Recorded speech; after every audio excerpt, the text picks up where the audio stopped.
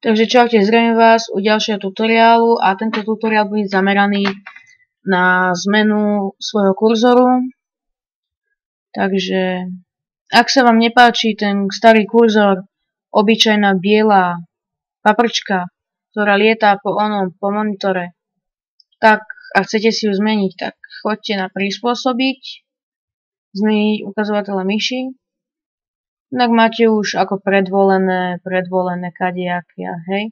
Ale môžete si tu pridať z priečinka, čiže napríklad prehľadávať. A keď ani z týchto tu, čo máte, sa vám žiadna nepáči, tak to nie je žiadny problém. Zajdite si do Google, nájdete si, napríklad vidíte, že ja mám World of Tanks kurzor, pohyblivý. Takže dajte si napríklad, dajme tomu nejaká hra, hej. Dajme tomu Minecraft kurzors, hej. Minecraftové kurzory.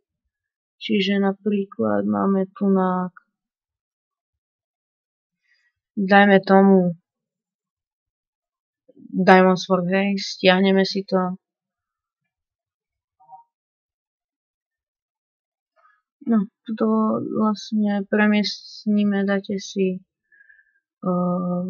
preberanie, zobrazí v priečinku, máme to tu, takže otvoríte si lokálny disk C, Windows, dáte si Cursors a tu máte všetky kurzory, ktoré tu vlastne sú.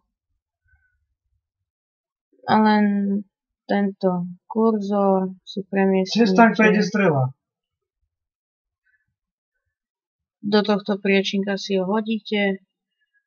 Samozrejme tam vám ukazuje, že potrebujete nejaké povolenie správcu, to len potvrdíte. Vidíte, že v tomto priečinku máme animovaný kurzor. Takže musíme si to pozrieť. Normálne to zavriete, netreba nič ukladať. Dáte, že prehľadávať a tak si pozriete, kde by to tu mohlo byť.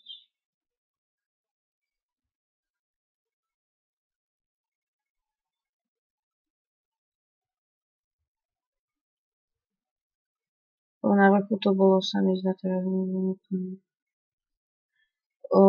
Môžete to nájsť aj podľa toho zoznamu, ktorý máte v tomto Windows Cursors.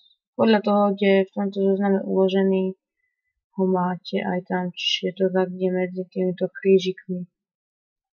Takže